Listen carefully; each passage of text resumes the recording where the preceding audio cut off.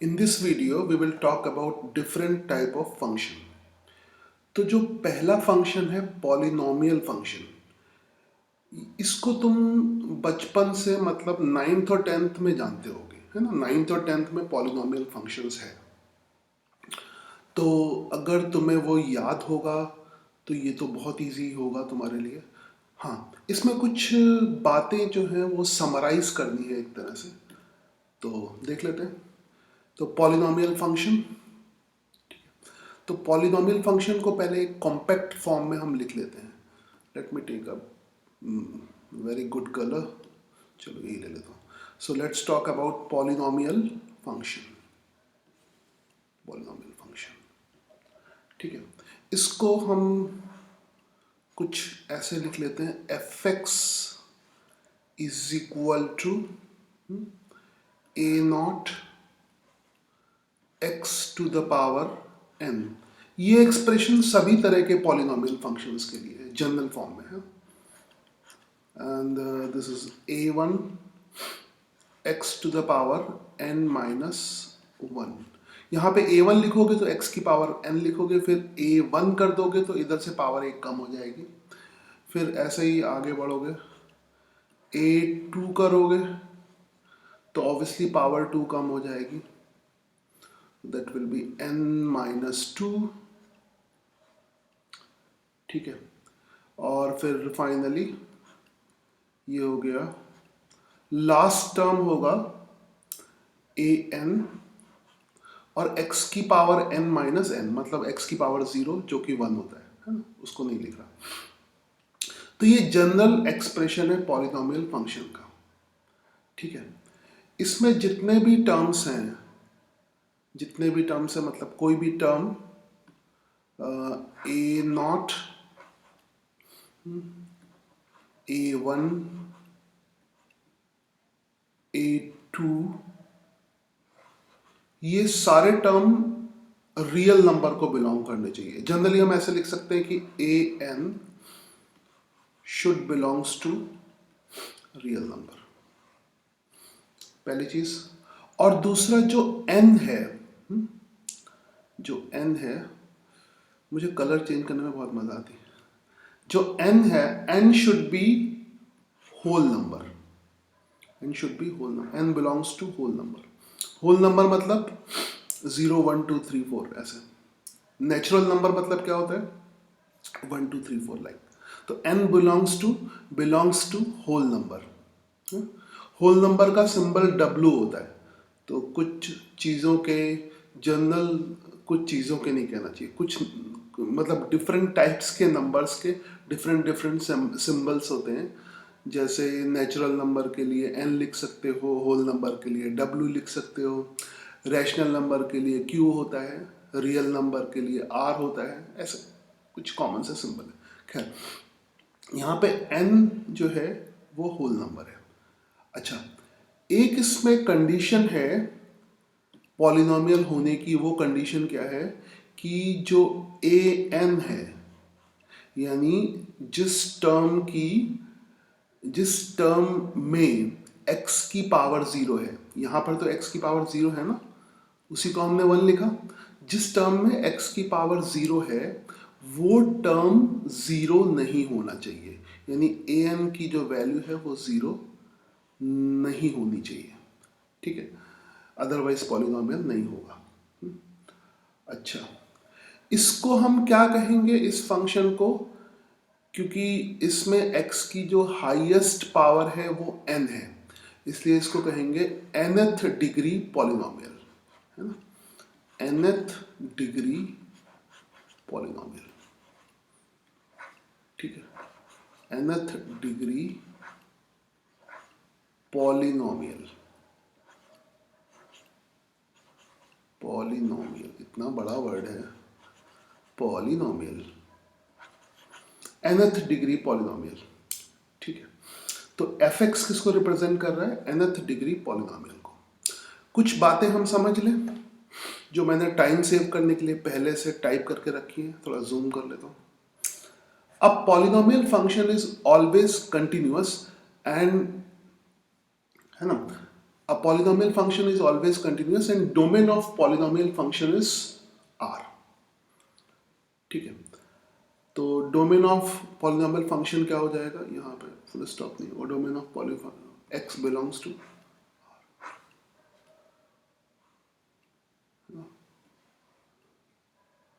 ठीक है, तो सिंपल है, पॉलिनोमियल फंक्शन हमेशा कंटिन्यूअस होगा, मतलब कहीं पे ब्रेक नहीं आएगा। आई थिंक ये आगे चैप्टर्स होंगे ना, लिमिट कंटिन्यूटी फंक्शन के बारे में पढ़ेंगे, लिमिट्स निकालेंगे, कंटिन्यूअस है डिसकंटिन्यूअस, वो सब चेक करेंगे। सिंपल लैंग्वेज में अगर बात करें तो कंटिन्यूअस फंक्शन वो होता है जो कहीं पे ब्रेक नहीं होता।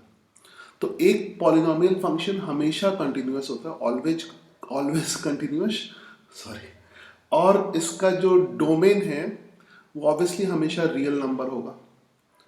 ठीक है, next point, a polynomial function of degree 1 with no constant, a polynomial function of degree 1 with no constant term is called odd linear function. Odd linear function, ये एक स्पेशल वर्ड है, दिमाग में रखोगे। ठीक है, तो डिग्री 1 विथ नो कांस्टेंट, तो कोई भी फंक्शन ऐसे लिख लो, कलर में बढ़िया सा कर लो, स्काई ब्लू। ठीक है, जैसे हमने एक फंक्शन ले लिया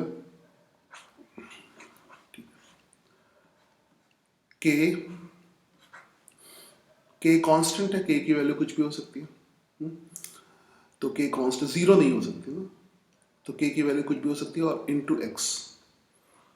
ठीक है, बाकी कोई भी रियल नंबर ले लो। ठीक है, इसमें कांस्टेंट टर्म नहीं है, तो ये क्या हो जाएगा, ऑड लीनियर फंक्शन। ठीक है, आई होप ये समझ में आ गया होगा। नेक्स्ट एक और पॉलिनोमियल है जो बहुत फेमस है, अनदर पॉलिनोमियल जो बहुत ही ज़्यादा फेमस है, वो कौन सा है, लीनियर पॉलिनोमियल, जिसको तो हम स्ट्रेट लाइन में भी पढ़ते हैं। तो this is ax plus b. ठीक है, y fx को y भी लिख सकते हैं, जैसे fx कहीं पे fx नहीं लिखना हो तो fx और y, तो इसको साइड में कहीं नोट कर लो, y या fx कुछ भी लिख सकते हैं। y इसलिए लिखते हैं क्योंकि fx को हमेशा y एक्सिस के अलाउंग दिखाते हैं। ठीक है, तो ठीक है, ये हो गया linear polynomial, y is equal to a x plus b, y is equal to a x plus b. हाँ, यहाँ पे ऑब्वियसली a की वैल्यू 0 के बराबर नहीं होनी चाहिए, तभी लीनियर पॉलिनोमियल होगा। a should not be equal to 0। Obviously a और b कांस्टेंट है, जो भी x इज वेरिएबल और a और b सब कांस्टेंट है। ठीक है, तो ये तो हो गया लीनियर पॉलिनोमियल, है ना। नेक्स्ट हम बात करते हैं क्वाड्रेटिक पॉलिनोमियल की, ये भी तुम्हें अच्छी तरह से पता होगा, है ना। तो क्वाड्रेटिक पॉलिनोमियल को कैसे लिखेंगे, y is equal to, a constant है ए एक्स स्क्वायर, ये सब 9th-10th में था, क्वाड्रेटिक भी था, पॉलिनोमियल भी था, तो कुछ मेन बातें बस दिमाग में रखना, काफ़ी इंपॉर्टेंट है। तो a x square plus b x plus c, यहां भी a की वैल्यू 0 के बराबर नहीं होनी चाहिए, a की वैल्यू 0 के इक्वल नहीं होनी चाहिए। ठीक है, तो इसको क्या कहेंगे, quadratic quadratic quadratic polynomial, quadratic polynomial. अब पॉलिनोमियल इतना बड़ा है तो, है ना, मैं लिखता हूँ PLMN, बहुत हो गया, है ना, नहीं तो जितना टाइपिंग में टाइम सेव किया था वो सब यहीं पे खर्च हो जाएगा। ठीक है, तो ये हो गया क्वाड्रेटिक पॉलिनोमियल, इसमें भी a की वैल्यू 0 के बराबर नहीं होनी चाहिए, वो तो लिख दिया मैंने। ठीक है, उसके बाद नेक्स्ट हम ले लेते हैं कोई, जैसे I don't like this colour, fx is equal to, अगर 3 है तो ये भी पॉलिनोमियल फंक्शन है, इसका नाम होगा constant polynomial function, constant PLMN polynomial function, PLMN, और फंक्शन के लिए भी FN, शॉर्टकट्स। तो ये कांस्टेंट पॉलिनोमियल फंक्शन हो गया fx। ऑब्वियसली यहाँ पर जो डिग्री ऑफ पॉलिनोमियल है वो 0 है, क्योंकि 3 को हम लिख सकते हैं 3x की पावर 0। ठीक है, नेक्स्ट हम कोई फंक्शन ले लें, fx is equal to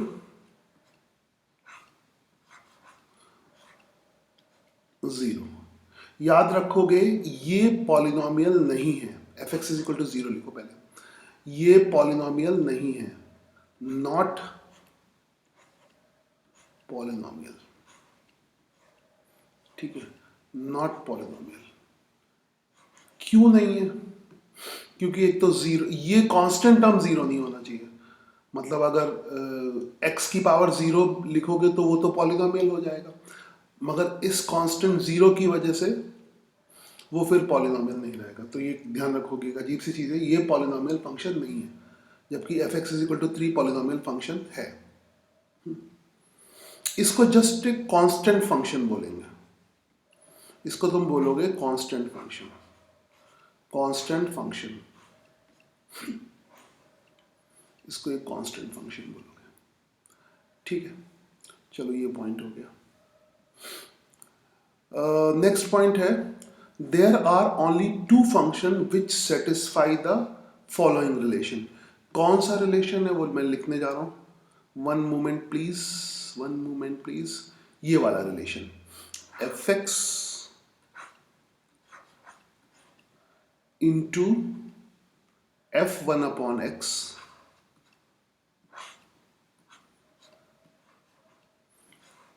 is equal to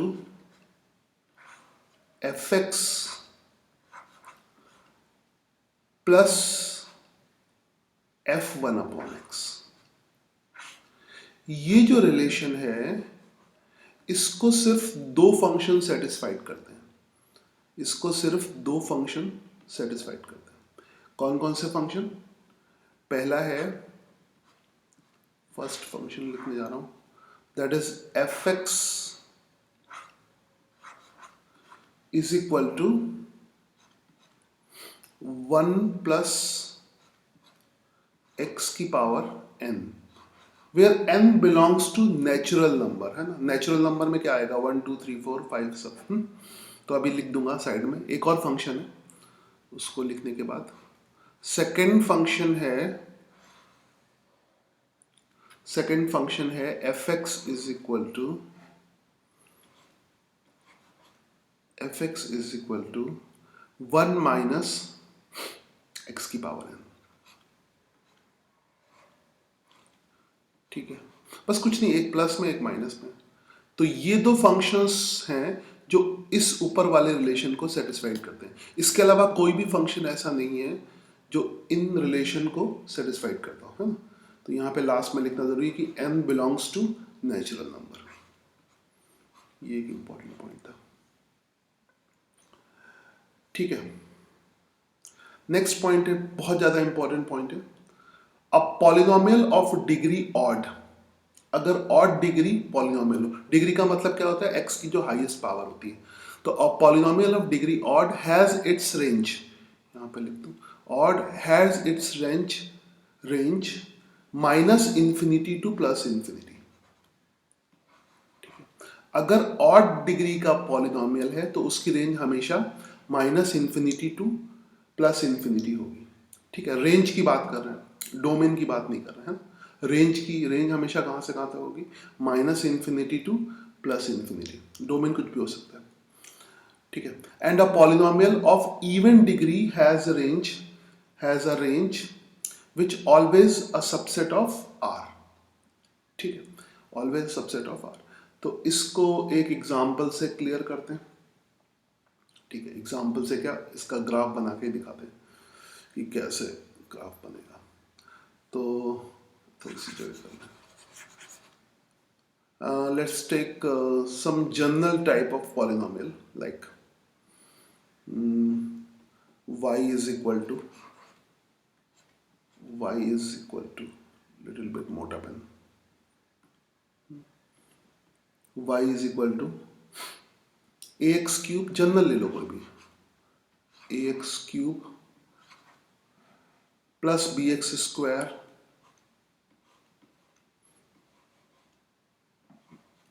plus c x plus t. ठीक है, तो यहां पर जो हाईएस्ट पावर है वो क्या है, 3 है। तो इसकी रेंज क्या होगी, from minus infinity to plus infinity, क्योंकि 3 क्या होता है, ऑड होता है। थोड़ा सा इसको एनालाइज करने के लिए हम ये कर सकते हैं, इसमें एक्स क्यूब कॉमन ले लें। ठीक है, एक्स क्यूब अगर कॉमन ले लें तो अंदर क्या बचेगा, ए बचेगा, मतलब एक्स क्यूब से सबको डिवाइड कर दिया, कॉमन लेने का मतलब यही हुआ। बी अपॉन क्या बचेगा, एक्स बचेगा, प्लस सी अपॉन क्या बचेगा, एक्स स्क्वायर बचेगा, प्लस डी अपॉन क्या बचेगा, एक्स क्यूब बचेगा। ठीक है, ये बचेगा। अब देख ले कि x अगर टेंडिंग टू इंफिनिटी है, चाहे प्लस इंफिनिटी हो या माइनस इंफिनिटी हो, तो ये सारे टर्म्स तो जीरो हो जाएंगे, है ना। ये सब टर्म, क्योंकि समथिंग अपॉन इंफिनिटी कुछ भी हो, these all terms tends to zero, है ना। चाहे वो माइनस इंफिनिटी हो या प्लस इंफिनिटी हो, माइनस इंफिनिटी हो या plus, all the terms tends to zero. ठीक है, तो इसका पॉलिनोमियल का मतलब वैसे तो सबकी वैल्यू पे डिपेंड करेगा ए बी सी डी, मगर एक जनरल ग्राफ कैसा बनेगा वो तुम गेस कर सकते हो। एक्चुअली में जो ग्राफ है ना, इससे कैलकुलस स्टार्ट होती है। जब मैंने तुम्हें फिजिक्स में बेसिक मैथ पढ़ाई थी ना, तो याद है सबसे पहले मैंने ग्राफ बताया था। ठीक है, और कैलकुलस की बात करें तो कैलकुलस को तुम दो पार्ट में डिवाइड कर सकते हो, डिफरेंशियल कैलकुलस और इंटीग्रल कैलकुलस, है ना। तुम लोग 11th-12th में तो अलग अलग चैप्टर करके करते हो, बट हायर मतलब साइंस एजुकेशन में डिफरेंशियल कैलकुलस अलग होती है और इंटीग्रल कैलकुलस अलग होती है। तो डिफरेंशियल कैलकुलस की स्टार्टिंग में हमें ग्राफ के बारे में थोड़ी सी नॉलेज होनी चाहिए, और जब डिफरेंशियल कैलकुलस खत्म होती है तब भी जो आखिरी टॉपिक होता है वो ट्रेसिंग ऑफ कर्व होता है, उसमें भी ग्राफ बनाते हैं। ठीक है, तो ग्राफ बनाना इतना इंपॉर्टेंट है। जब लास्ट में हम ग्राफ बनाते हैं तो एक ग्राफ में पूरी कैलकुलस, डिफरेंशियल कैलकुलस, इंटीग्रल नहीं, एक जब ग्राफ बनाते हैं ना तो डिफरेंशियल कैलकुलस के सारे कंसेप्ट लग जाते हैं। यानी अगर तुम ट्रेसिंग ऑफ कर्व का एक क्वेश्चन भी कर लो तो जितने भी कंसेप्ट हैं डिफरेंशियल कैलकुलस के सब रिपीट हो जाएंगे, सब रिवाइज हो जाएंगे। तो आगे मैं टॉपिक करूंगा ट्रेसिंग ऑफ कर्व, मेरा फेवरेट टॉपिक है ट्रेसिंग ऑफ कर्व। ठीक है, और ट्रेसिंग ऑफ कर्व में टाइम भी बहुत लगता है।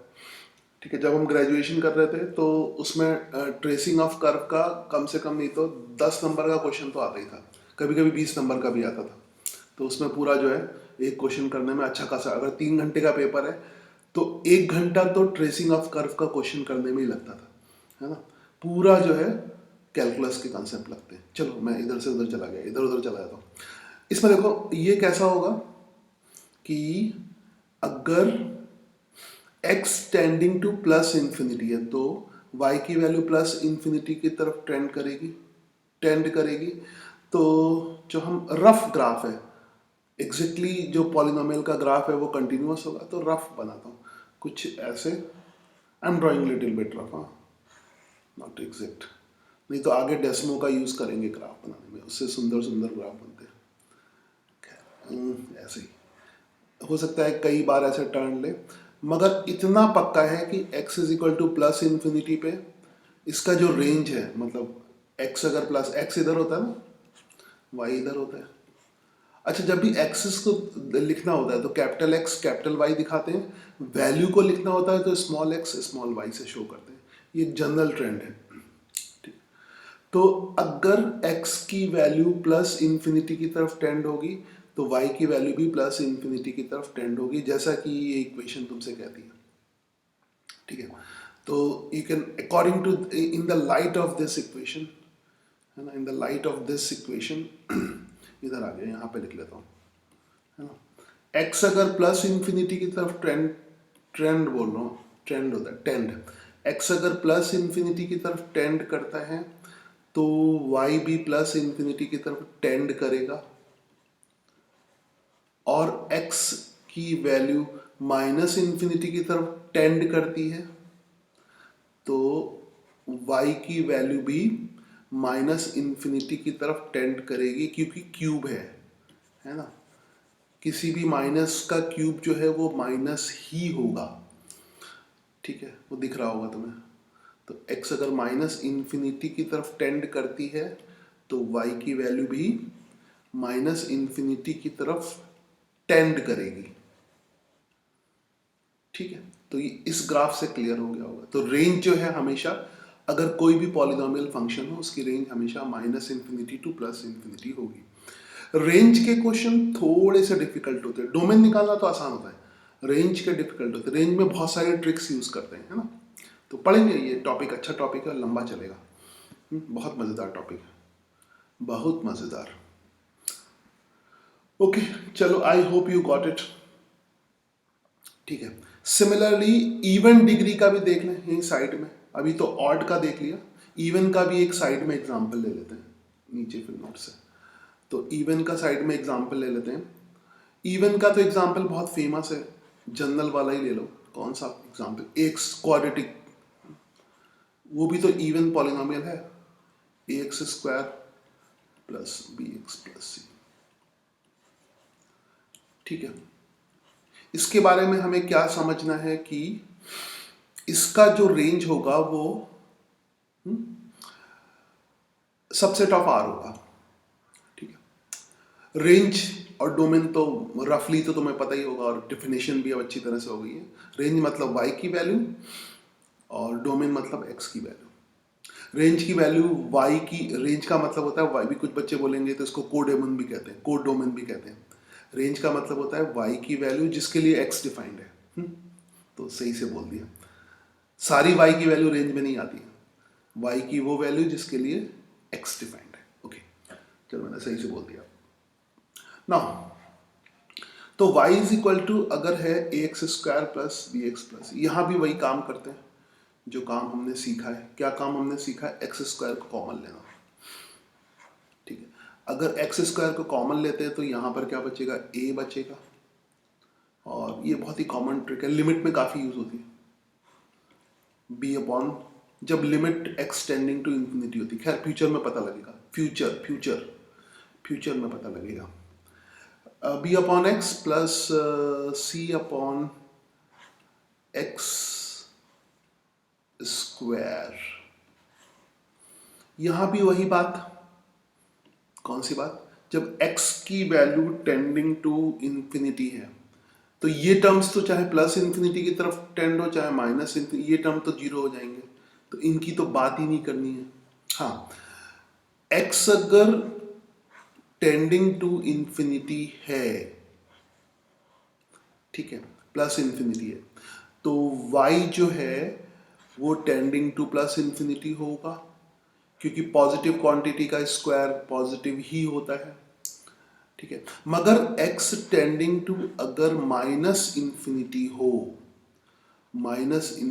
हो तो y tending to plus infinity होगा, क्योंकि निगेटिव वैल्यू का स्क्वायर क्या हो जाता है, पॉजिटिव, ठीक है। अब इसका ग्राफ कैसा होता है ये तो बच्चे को पता होगा, हर एक बच्चे को पता होगा, क्योंकि ये है क्वाड्रेटिक पॉलिनोमियल, ठीक है। तो इस ग्राफ के डिटेल में नहीं जाऊंगा कि किस वैल्यू के लिए कैसा, जनरल ग्राफ ऐसा ही होगा, दिस इज क्वाड्रेटिक पॉलिनोमियल, सारे पैराबोला, ठीक है। अब यहां पर रेंज देख लो, रेंज का मतलब y की वैल्यू, डोमेन का मतलब x की वैल्यू। यहां पर मैं डोमेन की बात नहीं कर रहा, रेंज की बात कर रहा हूं। तो रेंज क्या होगा, सबसेट ऑफ रियल नंबर्स, ये सबसेट होगा, क्योंकि यहां पर जो रेंज होगी वो किसी वैल्यू से स्टार्ट होगे प्लस इंफिनिटी, रेंज है ना, पूरा तो कवर नहीं हो रहा है, जैसे इसमें तो पूरा रेंज, पूरा आर कवर हो रहा है, वाई एक्सिस की सारी वैल्यू कवर हो रही है इसमें, है ना। यहाँ पर ये सबसेट ऑफ आर हो गया, क्योंकि वाई एक्सिस की सारी वैल्यू कवर नहीं हो रही है, यहाँ से शुरू होके प्लस इंफिनिटी तक सारी वैल्यू कवर हो रही है। ठीक है, ठीक है।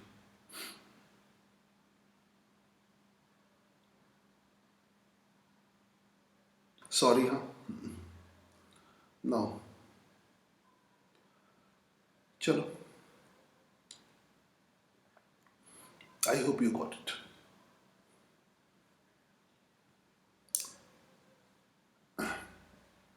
नेक्स्ट हम बात करते हैं एल्जेब्रिक फंक्शन की। एल्जेब्रिक फंक्शन, तो एल्जेब्रिक फंक्शन क्या होता है, कुछ एग्जाम्पल से समझने की कोशिश करते हैं। कुछ यहाँ पे एग्जाम्पल ले लेते हैं पहले। तो एक हमने एग्जाम्पल ले लिया, f x is equal to square root of x square plus 1, ठीक है, divided by x cube plus 5x square. तो ये पॉलिनॉमियल तो है नहीं, ठीक है, ये एल्जेब्रिक फंक्शन है, इसको बोलेंगे एल्जेब्रिक फंक्शन। ठीक है, एक और एग्जांपल ले लें, बहुत सारे एग्जांपल हो सकते हैं, मैंने रफली ऐसे लिख रहा हूँ। ठीक है, एक और एग्जांपल लिख लें, f x is equal to x plus root x divided by x की पावर 3/2 -5, है ना, ऐसा कुछ भी ले सकते हैं। तो ये भी एल्जेब्रिक फंक्शन हो गया। ठीक है, फिर बोलोगे कि अगर ये सब एल्जेब्रिक फंक्शन है तो कौन सा फंक्शन ऐसा है जो एल्जेब्रिक नहीं है, उसको भी लिख लेते हैं। ठीक है, अगर कुछ और टर्म आ जाए, जैसे ट्रिग्नोमेट्रिकल वगैरह टर्म आ जाए, तब जैसे एक फंक्शन ऐसे लिखता हूँ मैं, f x is equal to x square plus 5, ठीक है, प्लस साइन एक्स। ठीक है, ये फंक्शन एल्जेब्रिक नहीं है, not algebraic, this is not algebraic, क्योंकि इसमें ट्रिग्नोमेट्रिकल टर्म आ गया, है ना। एल्जेब्रिक, एल्जेब्राइक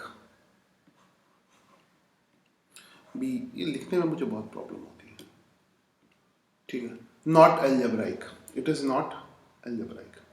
चलो, अब इसकी एल्जेब्रिक फंक्शन की डेफिनेशन समझ लें। A function F is called algebraic function if it can be constructed using algebraic operations such as addition, subtraction, multiplication, taking root started with polynomial।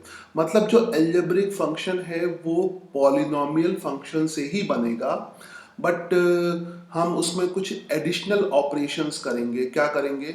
Additional operation करेंगे, जिसमें हम addition कर सकते हैं, ठीक है, सब्ट्रैक्शन कर सकते हैं, मल्टीप्लिकेशन कर सकते हैं और स्क्वायर रूट वगैरह ले सकते हैं। जैसे समझ गए होंगे, है ना।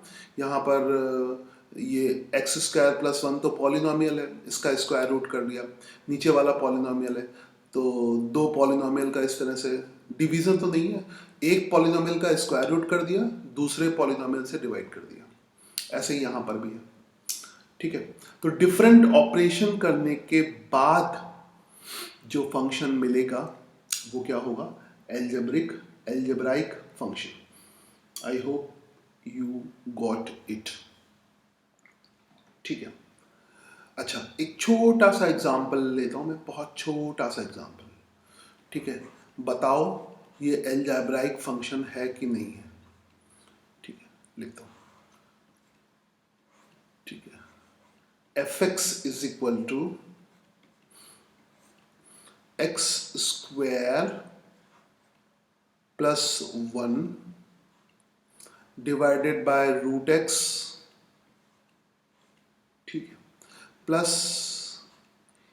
e to the power ln x plus x square minus 5x, है ना। बताओ ये एल्जेब्राइक है कि नहीं है। ठीक है, तो थोड़ी देर पॉज करके सोच लेना और फिर आंसर सुनना। ये एल्जेब्रिक फंक्शन है। क्यों है? क्योंकि यहाँ पर दिख तो रहा है एक्सपोनेंशियल टाइप का, तो लग रहा है कि एल्जेब्रिक नहीं होगा, मगर ये तो x ही हो जाता है ना, e की पावर ln x, ये इसको x लिख सकते हो, इसलिए ये एल्जेब्राइक फंक्शन है। तो it is an algebraic function, है ना, ALZ फंक्शन। अब इसके लिए भी शॉर्टकट बना दिया, बार बार स्पेलिंग कौन लिखे, एल्जेब्राइक फंक्शन है। ठीक, चलो एक और एग्जांपल हम लोग लेते हैं, आपकी सोच के बताना है। नेक्स्ट एग्जांपल, सर अगर fx is equal two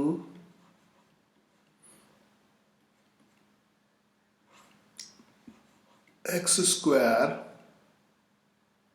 plus 1 to the power 5/3, ठीक है, प्लस tan 1/2 x, ठीक है। पॉज करो और थिंक करो, पॉन्डर करो, जो भी करो, है ना, सोच के बताओ ये एल्जेब्रिक है कि नहीं है। ठीक है, ऑब्वियसली हाँ, इसमें तो कुछ भी नहीं होगा, तो एल्जेब्रिक फंक्शन ये नहीं है। ठीक है, इसको कहते हैं, जो एल्जेब्रिक फंक्शन नहीं होते हैं उनके लिए एक बहुत स्पेशल नाम होता है और लंबी सी स्पेलिंग होती है, ट्रांसेंडेंटल फंक्शन, TRANS, इतना लंबा लिखने में ट्रांसी इंग्लिश ही हो जाती है, डेंटल, ट्रांसीडेंटल फंक्शन, ये मैंने एक बार लिख लिया, बार बार नहीं लिखूंगा, फिर इसके लिए भी कोड वर्ड बना दूंगा, TDL बना लिया करो हर किसी का, क्योंकि इतना लंबा लंबा कौन लिखेगा। TRDNT, वैसे ये बार बार वर्ड नहीं आएगा। ठीक है, तो दिस इज नॉट एल्जेब्रिक। तो जो फंक्शन डिफरेंट तरह के, डिफरेंट टाइप के फंक्शंस का कॉम्बिनेशन होता है, जैसे यहाँ पे एल्जेब्रिक हो गया और ट्रिग्नोमेट्रिकल हो गया, तो वो क्या हो जाएगा, ट्रांसेंडेंटल फंक्शन। एक्सपोनेंशियल भी हो सकता है, कुछ भी हो सकता है। ठीक है, तो I hope you got it. Next है, नेक्स्ट एक इंपॉर्टेंट पॉइंट है, ठीक है, all polynomial function are algebraic function but converse is not true.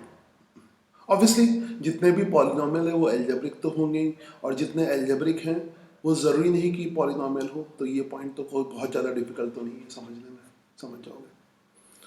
ठीक है, नेक्स्ट है फ्रैक्शनल फंक्शन। फ्रैक्शनल फंक्शन अलग अलग नाम है, ध्यान से इनको याद रखो। ठीक है, तो all function of the form, कौन सी फॉर्म, ऑफ द फॉर्म लिखता हूं यहां पर fx/gx, जितने भी फंक्शन fx/gx के फॉर्म में होते हैं, ठीक है, कोई भी किसी भी टाइप का ले लो, ठीक है, fx और gx के फॉर्म में होते हैं, ठीक है, जहां पर fx और gx क्या होगा, पॉलिनोमियल्स ऑब्वियसली, जहां पर fx and gx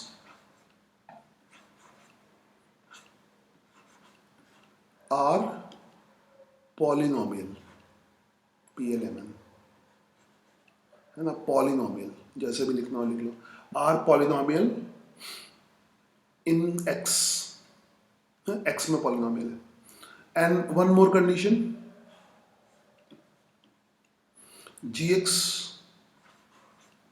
is not equal to 0।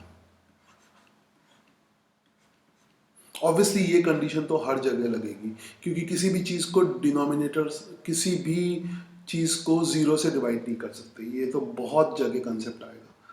तो करीब करीब हर जगह तुम इसको चेक कर लिया करो कि ये चीज़ हो रही है कि नहीं हो रही है। इसका एक एग्जाम्पल ले लेते हैं, और फिर वीडियो बहुत लंबा हो रहा है तो मैं बंद करता हूँ। लास्ट है, मतलब मैं सोच रहा हूँ कि एक टाइप का कंसेप्ट एक साथ कवर हो जाए, चाहे लेंथ कुछ भी हो जाए, मतलब लेस देन 1 आवर रहे, बट उसी में ख़त्म हो जाए। चलो इसका एग्जाम्पल ले लेते हैं, fx इज इक्वल टू, कोई भी एग्जाम्पल ले लो, ठीक है, ऊपर एक पॉलिनोमियल लिखो, है ना, फ्रैक्शनल फंक्शन का, तो ऊपर पॉलिनोमियल होना चाहिए, ठीक है। ऊपर कोई स्क्वायर पॉलिनोमियल होगा तो x की पावर 1/2 ये सब कुछ नहीं होगा, है ना, पता ही तो x की पावर 4 ऊपर एक है ना -3x, ये मैं ऐसे ही लिख रहा हूँ, कुछ भी लिख सकते हो, -3x plus whatever you want to write 30, ये एक पॉलिनोमियल हो गया। नीचे एक पॉलिनोमियल लिख लो x² -4, ठीक है। इसकी अगर हम डोमेन लिखते हैं, इसका डोमेन लिखते हैं तो x बिलोंग्स टू R होगा, ठीक है, x belongs to real number होगा, मगर x की वो वैल्यू नहीं लेंगे जिसपे ये नीचे का टर्म 0 हो जाता है।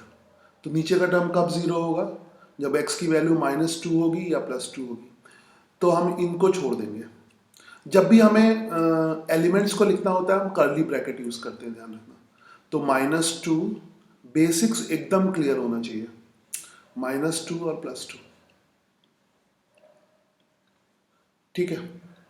या इसको ऐसे भी लिख सकते हो x बिलोंग्स टू R, ठीक है, minus x such that x² -4 is equal to 0, ठीक है। तो इसके साथ हमारा algebraic function, polynomial function, transcendental function के बेसिक कंसेप्ट खत्म हो गए। इसके बाद बहुत इंपॉर्टेंट फंक्शन डिस्कस करेंगे, एक्सपोनेंशियल और लॉगरिथमिक फंक्शन, ठीक है। जब मैंने फिजिक्स में बेसिक मैथ शुरू किया था तब तुम्हें एक्सपोनेंशियल और लॉगरिथमिक फंक्शन के बारे में बेसिक्स बताया था और ये बोला था कि ये सबसे ज़्यादा इंपॉर्टेंट फंक्शन है as far as physics is concern, chemistry is concern, क्योंकि केमिस्ट्री में भी बहुत ज़्यादा, फिजिकल केमिस्ट्री में एक्सपोनेंशियल फंक्शन और लॉगरिथमिक फंक्शन बहुत ज़्यादा यूज़ होते हैं। तो अगर हो सके तो वो सब रिवाइज कर लेना, ठीक है। तो नेक्स्ट जो वीडियो होगा वो होगा एक्सपोनेंशियल फंक्शन और लॉगरिथमिक फंक्शन का।